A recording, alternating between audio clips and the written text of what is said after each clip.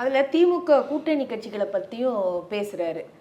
ஆதவ் அர்ஜுனா பேசுறாரு. அப்ப ஒவ்வொரு கட்சியா வேற திமுக கூட்டணி கம்யூனிஸ்ட்ல இருந்து வாருங்கள் வாருங்கள் வாருங்கள் we can share power வாருங்கள் வாருங்கள் you are welcome அப்படிங்கிறதுக்கு சொல்றா. நீங்க அங்க இருக்காதீங்க, அது சரியான இடம் இல்லைன்னு புடிச்சு இழுக்கிறதுக்கான ஒரு வேலையாது. அதான் அதுக்காகத்தான். ஆனால் அவர்கள் என்ன நினைக்கிறார்கள் என்றால், இது ஓட்டுகிறவன் களவாணி என்பது அவர்களுக்கு தெரியும். இருந்தால் இந்த வண்டி ஓடும் என்று அவர்கள் நினைக்கிறார்கள் திமுகவை. இது ஓடுமா ஓடாதா என்று தெரியாமல் இதில் ஏறி பங்கு தருவார். இடம் போய் சேர்ந்தால் தானே பங்கு வரும். இடம் போகாவிட்டால் பங்கு எப்படி வரும்? இருக்கிற இடமும் போய்விடும்.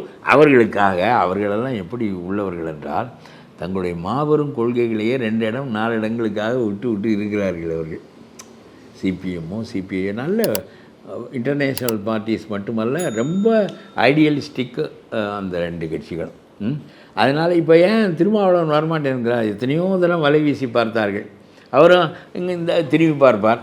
ஏதோ இந்த பொம்பளை திரும்பி பார்க்குறாளே வருவாளோ நினைக்கிற மாதிரியா ஒரு எண்ணம் ஏற்படுது. ஆனால் வரமாட்டேங்கிறார். எதனாலன்னா, அவருக்கு 2 எம்பி 4 எம்எல்ஏ உறுதியாக திமுக கூட்டணியில் கிடைக்கிது. திமுக கவிழ்ந்தால் இவர்கள் ஒன்றுமில்லாமல் போய்விடுவார்கள்.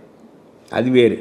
இன்றைக்கு இருக்கிற நிலைமையில் நம்ம இன்னும் ஒரு 2 எம்எல்ஏ கூட கேட்கலாம், அங்கேயே இருப்போம் என்று நினைப்பார்கள். இங்கே கேட்டு விஜயும் வராமல் நாமும் வராமல் போய்விட்டால் என்ன செய்வது என்ற அச்சம் ஏற்படும். ஏன்னா Vijay has not proved anything.